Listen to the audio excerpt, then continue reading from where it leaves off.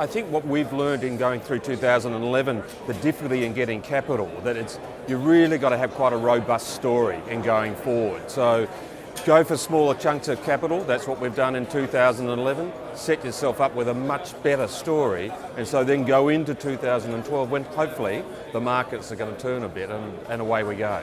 I think there's there's a growing interest around the world, particularly in gas. You're seeing it with an increased focus on unconventional gas. Wouldn't have thought you'd see that going in Australia, but I think that's illustrative of issues like Fukushima, where you've got the Japanese turning back, looking at gas as an alternative to nuclear. I think the whole push to carbon neutral, gas is that good interim step in going through. So again, I think we're going to see the continuing growing of that trend in 2012 of a growing interest from everyone. I think particularly as a junior, the biggest issues we've got is capital. And I think that, and at the frontier which we are, there's an immediate reaction from investors is to pull back.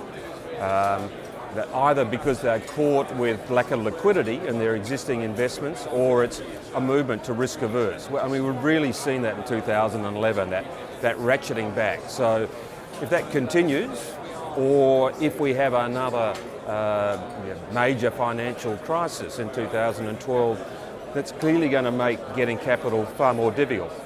But as people have said in this conference already, if you've got a good story, you'll still raise the capital.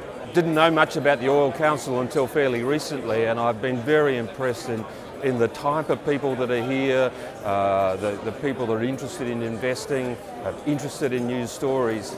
They're getting the mix. So, I'm looking forward to getting our story out, which is a little bit different from what a lot of people have dealt with in the UK or even in Canada, to make connections with people and then put us on a good footing in 2012, which is when we're looking at doing our IPO either here in UK or in Canada.